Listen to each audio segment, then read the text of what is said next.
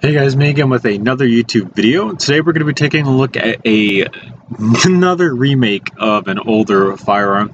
I'm currently in the process of making all the weapons for the GIGN operators from Rainbow Six Siege. And Rook and Doc both use the P-90 from the FNH, Belgian company. And I decided it was time to go back and remake a much better P-90 than what I was using. So I want to have a quick disclaimer that this is actually not the final version of this model. I've been told that this angle right here it starts too early down here and that this flat part needs to come out just a little bit further. I'm going to agree with the person who told me that. His name is Nate. So that needs to be modified still, but I do want to make the video for it because a simple modification like that doesn't warrant its own entire video. So this model is far better than the other P90s that I've made. This one is just leagues and bounds better. This still uses my old P90 base, but it has now a much better set of details going on with it that we can take a look at going into the model itself. So when I loaded this inside of LDD, there was 37 pieces that weren't placed because they have conflicting errors and things like that. So some of these pieces are going to be missing in this review video. So bear with me because LDD is being dumb sometimes. This is actually what it looks like inside of LDD. It's pretty cool. I've mounted my version of an EOTech on top of this thing because, yeah, EOTechs are cool. So, starting with the stock for the modifications, if you want to take a look at the other P90s I've did, do that first because I'm not going to go over everything. I'm just going to kind of go over the modifications that I did. So the first modification I did was I went from this bottom portion being 4 studs down to 5 studs. Wait. Yeah, 4 studs to 5 studs to give it a lot better of a look as opposed to, you know, 4 studs. It was just kind of weird. I've rounded out the bottom of this so that it has a much smoother shape on bottom. And then on top, I extended this up just by, I think, 1 plate height to match some of the other dimensions.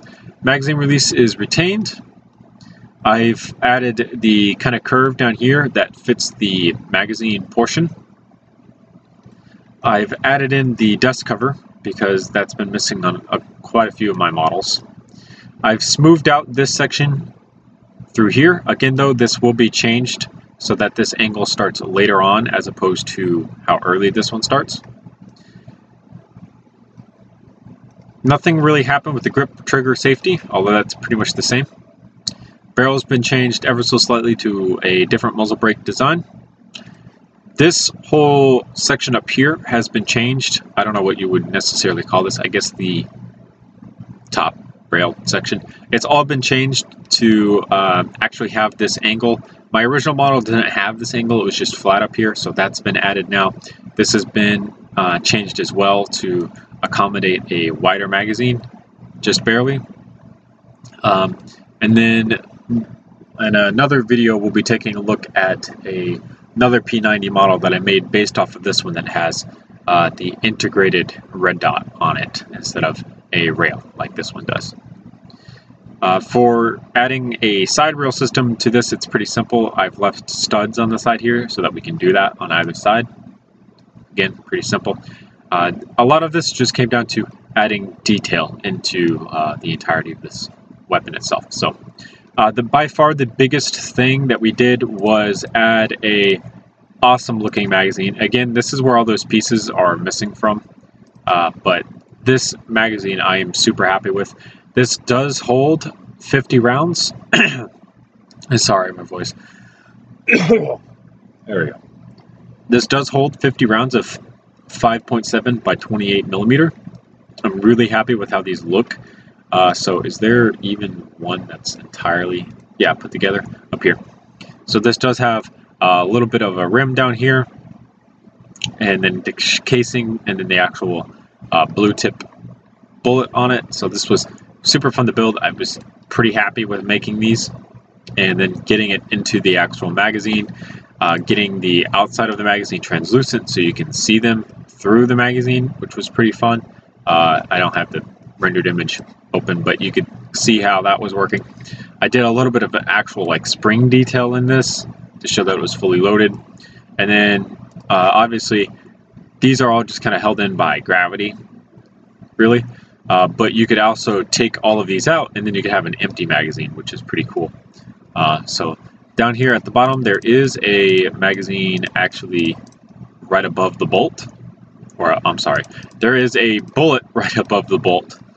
So you can't chamber it, but you could open up your bolt and you can see that the inside of the bolt here is hollow. So when you pull the bolt back, it would actually expose this round through the bottom of the shell ejection port, which is pretty cool. So that's pretty much it for the FN P-90 Master Edition Mark II. This is, again, more modeled after the one for Rainbow Six Siege, though colors are a little different because I really liked on Jim's P-90 that I did, I really liked the different color magazine, so I wanted to do that here as well. That's pretty much it for this video. Remember to comment, rate, and subscribe for more videos similar to this one. Don't forget to check out my different usernames Discord. There are so many talented builders in there that would run circles around me with building. It's also a place where I post a lot more updates about what I'm working on than my YouTube channel nowadays. So if you guys want to check that out, don't be afraid to go look there. Thanks so much for watching. See you later.